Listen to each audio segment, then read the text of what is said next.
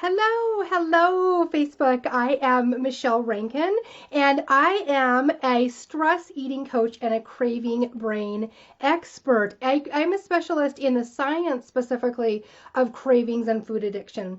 And tonight I'm going to share the psychology of stress eating, including all the reasons we're struggling to stop stress eating, even though we know that we're compromising our immune system and our sanity. So I am really excited to have you here with me. I am just going to triple check and make sure that I am live. I see Vicky is on. Hello, Vicky. Can you hear me and see me? Hi, Felicia. You're on. Can you hear me and see me? If you're watching me inside of our Wild Woman membership page, please click the video before commenting because I won't be able to see your comments over here on my Wild Woman page if you don't click the video first. So can you click that video and just let me know that you can hear and see me? And I will assume until I find otherwise that you can't, I'll get started here. So I want you to share this video because so many women are struggling. In every single Facebook group I'm in, all the jokes and memes that are going around, and we do need to laugh, about things right now, but at the end of the day, we have to take this really, really seriously because it is thank you, Vicky. Thank you, Felicia. Because it is compromising both our immune system and our sanity. So it's so, so important. And we need to support each other. So share this video. We need to support each other and lock arms with our sisters so that we can emerge healthier in mind, body and spirit on the other side of this. And we will get through this. It will pass. So I want to start off with a little tiny bit of bad news. And the reason that I'm sharing this little tiny bit of bad news first is because it makes a really poignant point. So everybody stress eats to some extent because it works. And I'm going to be sharing with you some of the science behind stress eating in a second. But Harvard researchers have done a study that shows that stress absolutely correlates with weight gain. But here's the important part. Only in those who were overweight at the beginning of the study. So it's really, really important to nip this in the bud because I'm going to be sharing with you how we sort of have a hormonal and an emotional cascade that happens when we stress eat. But women that struggle with weight who stress eat gain weight. Women who don't struggle with weight who stress eat don't gain weight. And there's a lot of reasons why that is, but a lot of that has to do with, and we're going to talk about this towards the end of all my list of reasons here, that a lot of the reason for that is because of the stories that we tell ourselves and the guilt and shame we lay on our stress eating. So I'm going to be talking about that in just a second, but just one more quick reminder, if you're watching this over in our Wild Woman membership group, be sure you click the video so that I can see your comments in real time. Otherwise, you'll be commenting in the group and I won't be seeing it because I'm over on my page. So click the video so that you can see me live. Okay, so there's my little bit about Harvard research. Now, I'm going to start off with some of the hormonal reasons, and this is going to be really familiar to those of you who have worked with me for a while. This will be new information to those of you who haven't been in any of my programs, but it's really important to start off with the hormonal stuff, although it's kind of the easy stuff, and then we're going to get into some more interesting reasons. Okay. So the first kind of hormonal reason is just simple fight or flight. So what happens when we first have stress, and we have to go back sort of like in an evolutionary time warp here a little bit to understand how this works, but if we go back in time to, cavewoman days, our main threat was something that was life or death in the moment, like a saber-toothed tiger, right? And so we would have this spike in adrenaline. That's basically the first hormone that hits when we have stress, a spike in adrenaline. And that actually is an appetite depressant. So you're not going to stop and eat when you're being chased by a saber-toothed tiger. What has to happen is you have to mobilize all of your muscles and your extra oxygen and things like that. So rest and digest goes on the back burner. And then after that threat passes, then we would recover from all the stress hormone cascade that was going on inside of our body. And we would, our appetite would come back. We would go back into resting and digesting. So if you think about rest and digest and fight or flight as sort of opposite, if one's high, the other one's low and vice versa. Okay, so what happens when we're under this kind of pretty long term, we don't even know how long it's going to be stress, what ends up happening is that we have cortisol get involved. Most of us came into this under a pretty decent amount of stress, and we're all reevaluating, what's really important and that kind of thing. And we're going to come out of this so much stronger. But in the meanwhile, our cortisol levels are pretty much through the roof. And what happens is that when our cortisol levels are high, our appetite is high. Okay. And we never stress eat celery, right? Unless it's covered in like peanut butter or cream cheese, right? The foods that we stress eat are high in fat and sugar. And the reason that we do that is because it actually works. In the moment, a food high in carbohydrate does help to spike your serotonin and your insulin, your blood sugar for just a minute, and that makes you feel momentarily better. So pretty soon what happens is we get this habit loop inside of the brain where our brain, our habitual brain, our midbrain, our amygdala says, feel stress, eat something, feel better. And we get this loop that runs in our brain, and it runs almost on autopilot. That's why you can find yourself at the refrigerator without even, really knowing that you were hungry or why you went there. This is basic biology that's behind all of addiction. And the problem is that the response in the brain, the dopamine, the increase in the dopamine and serotonin, especially the dopamine, it doesn't last. And so you need more and more of your drug of choice, whether it be food or cocaine or whatever it is, to get that same sort of relaxation response and bliss response of dopamine and serotonin together. So we need more and more and more. So we're stress eating, and then we get into this blood sugar roller coaster because we're eating foods that are prolonging our insulin response in our body by combining fats and simple sugars together.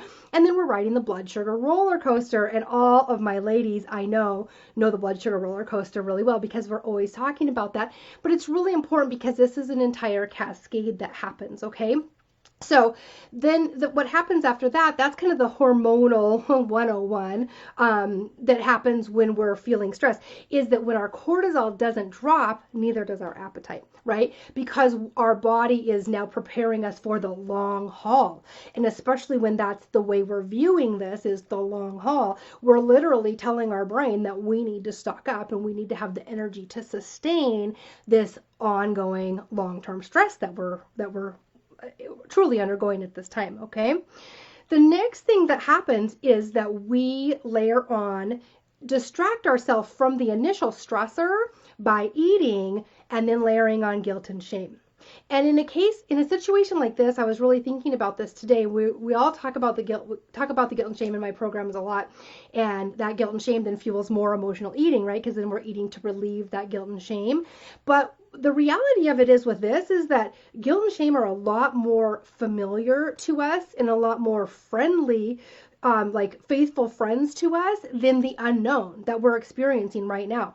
So it makes perfect sense that we're stress eating in order to, in some part, layer on guilt and shame so that we can move to a place that's more comfortable and familiar out of the unknown that we are moving into as we move forward in this new normal that we have. Does that make sense? Can you guys give me some thumbs up or some hearts or something if that makes sense and you can still hear me and you're following? And again, if you're watching me over in our Wild Woman membership page, be sure to click the video or else you'll be hearting away and commenting away over in the membership page and I won't see it, okay? And be sure to share this video. This is such important information for everyone that I've put together here. It's just so important that we understand this so we can give ourselves some grace as we move through this together, okay? So after guilt and shame on my list, and I have a true confession here, I have actually way more than 7, more like 17, but I talk fast, so I couldn't figure out where to limit and where to cut this so that you, because I wanted you to have all of this information, okay? So the next one is, think about how true this is for you, that usually an upcoming event is pretty much your best motivator to get, 10 pounds off. And we don't have any upcoming events, right? For the who knows however long. We just had a school board meeting today. We might be looking into fall before we have normal events. And so if you're used to finding your motivation in the stress of an impending event, you're going to have to find a new motivation because that's not something that's available to you to pull on right now, right? Nor is that a long-term health strategy, but the important point is that if that's something you normally motivate yourself with, that's not here right now. All right, the next one, I love this one because I love talking about our inner rebel. This completely evokes our inner rebel. So it's like everything has been taken from us, right? For good reason. We all understand it. We're all doing our best here. But this just evokes this internal rebel inside of us that says, no one's going to tell me what to do. At least I can eat whatever I want. And then we're piling it in, right? Because that rebel is fueling our cravings as well, okay? The next one is that we live in a consumer society, right? And at the moment, all of our consumption is limited, right? Except for basically buying food. And food is the number one place that we can keep consuming to meet that need that we've been conditioned. It was really apparent to me when this lockdown started how much I use errands for distraction. How much I use running errands, my list, my to-do list. I drop my kids off at school, and so my husband will be like, A, why are you still in your yoga pants from this morning? And B, why are you just walking in the door? And I'm like, I haven't even been home today because I was like running back-to-back errands to distract myself from everything I actually needed to get done at home, like, the dishes and that kind of thing. So we use that, but we live in this consumer society and we're very programmed to distract ourselves with consumption. And so what happens is you add to that the media messages and the fear that we have, the very real fear around losing all of our our local businesses and the economy and things like that. So we're meeting this need to consume by buying excess food, obviously, and the toilet paper and the hoarding pieces that go with that. But we're also meeting this need that we have to fulfill this consumption gap that we have. And obviously you have a ton of food sitting around. Then you've got an environmental trigger. That's a little bit later on my list here. Yeah, we stocked up on food that keeps, and food that keeps is packaged food, right? And this one seems super obvious. It's there, right? This is like, well, I've worked from home for years, so I'm totally used to ignoring the refrigerator all day long. But I get, and I remember how hard that was in the very beginning of working from home. But we can't underestimate the environmental trigger that having these trigger foods for most of us. If you're going to eat your last supper, you're going to eat your last supper of one of your favorite foods, right? And so that's what we did, and that's what we stocked up on. So we have an environmental trigger here too, okay? I need to go back up on my list because I missed a couple when I jumped to that one. Okay, if you have restriction, shortage, not enough mentality, one of my private coaching clients brought this up, and I thought this was such a really, really good, it's so insightful for her to have noticed that this was being triggered within her. But if you've had any, think about the people that came through the Great Depression that continued to hoard odd things to the rest of us through the rest of their lives, right? This is the same kind of brain piece that gets triggered with this. This is dominant for about 40% of my wild women, and it's not limited to, but we especially see it with middle children. My husband is a middle child, and oh my gosh, do not share food with him. What we have to do is I have to say, why don't you split it, and then I'll know which is my half, because I'm going to enjoy and taste it and actually eat it, and he's going to be shoveling it in to get his share. And I can say that because he totally knows that that's the situation. But middle children and those that have gone on any really restrictive diets in the past, right, who hasn't, and especially if you were put on that diet unwillingly, especially as a child. So if you have any of that in your past, any remote threat of restriction or fairness or not enough, it just gets set in motion, and then we start the binge eating or the hoarding and the cascade of overeating, and then we end up in the hormonal cascade that I described earlier as well. Okay, so if you have any, just be aware if you've got any sort of restriction, shortage, not enough feelings going on, and we all do to some extent, because that's when you see an empty shelf in the store, it absolutely triggers that in all of us, right? Because we're so dependent on not stocking up and not having our root cellars and things like that of other generations. All right. The next one is nesting and caring for yourself and your family. I was stress eating in the first week of this, and I was like, what am I doing? And then I realized when any stress or crisis arises, what happened was someone in my book club's father passed, and immediately we were like, what can we do? Can we start a meal train? How can we deliver food even though we're in this this lockdown? And that's where our brains go. Think about it. Whenever anything happens, you're like, I want to do something, and then you make a casserole, right? That's just how we handle any kind of sort of wanting to wrap a blanket around someone else or a friend or even ourselves, meal trains and that kind of thing. And so this, when all other means of basically nourishing ourselves are limited, of course we're struggling with food in this time as well. And the next couple are related to working from home. I already said that we stocked up on food that keeps, and food that keeps is packaged. And obviously that's important because it's triggering this environmental piece. We are built and designed as a species to eat anything that could have lasted us through a famine, through a winter, that kind of thing. So all these pieces of our brain evolutionarily are being triggered, and we're consuming excess because we stocked up on it, and we stocked up on it because we had this piece of our brain triggered. The next one is, if you're not used to working from home, boredom, right? Entertainment, distraction. I'm using food as a distraction from having my kids home full time with me, trying to run a business, and now my husband's home, right? We all have these different levels. Attempting to homeschool Montessori is not an easy thing to do because Montessori is entirely hands-on, and it's not something that we really understand as parents of Montessori kids. We just pretty much trust in the system because it's a unique and completely different way of looking at things. So all these different stress levels that we have, but it's just an outlet. It's like, how long do you spend on Facebook getting completely depressed, and then pretty soon you find yourself opening the refrigerator. It's because we don't have another real outlet for meeting our social and emotional needs right now. So food and Facebook basically have become, our entertainment. Okay. All right. The next one. Hi, Tony. I see you on, and Patty and Dawn and Jennifer and Angela. Hello, ladies. All right. The next one that I have is, and I'm almost done. Thank you guys for hanging with me.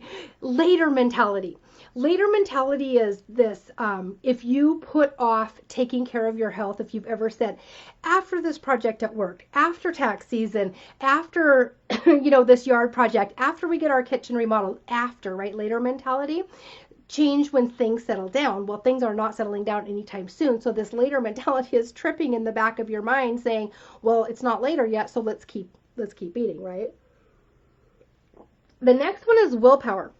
Willpower is a terrible dieting or health strategy, but we almost all think that it's useful and attempt to rely on it. So if you're used to relying on willpower is not really available to you right now because it's depleted by two primary things. One, so we wake up with X amount of willpower in the morning, and I always say we all want more of it until we realize that the people have a lot of it. We also call anal retentive, and so we actually should be pretty happy with our amount of willpower. If you're like me and your lack of willpower also makes you a spontaneous, fun person. But anyway, we wake up with X amount of willpower for us. We all have a finite supply of it.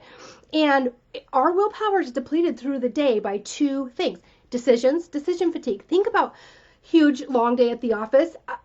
Really recently, we were having a little bit of trouble with one of my kids, and I was just absolutely exhausted. There was some business stuff going on. And my husband asked me something about dinner, and I was like, I can't make that decision. Like, I literally was incapable. And then I had to go to the grocery store later that night, and the lady was like, paper or plastic? And I'm like, if I cared, I would have brought the bags in from my car. I can't make that decision. That's decision fatigue. That's the end. You're completely, absolutely out of your willpower. And so if you're normally relying on willpower to eat healthy, you don't have that available here because the other thing that depletes willpower is stress. So I see people talking about running on low energy. We usually use this kind of adrenaline high and excitement to fuel us through our day. And we don't really have that right now because it's not all that exciting to walk from my living room, to my backyard and back in again, right? So willpower is the next one. All right, here's the last three. They're kind of all related. All or nothing thinking. So this one is so crucial. When I read that study in the beginning, and for those of you that have joined me late, I'm going to read it again.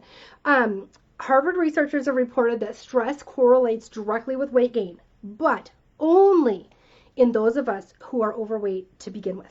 Okay, so this next one, which is the all or nothing thinking, this, in my working with hundreds of women now around food, body, and dieting, this one is so important. So those of us that struggle, and I put myself, and the mouse in my pocket, and both in this category, absolutely have this issue with all or nothing thinking. And so what happens is this: well, I already ate that, so I might as well eat this, and then we're eating because we're eating, and then we've offset the whole hormonal roller coaster again, and then we're eating because we're on the roller coaster, and then we're eating because we have guilt and shame, and then we're eating to avoid the guilt and shame.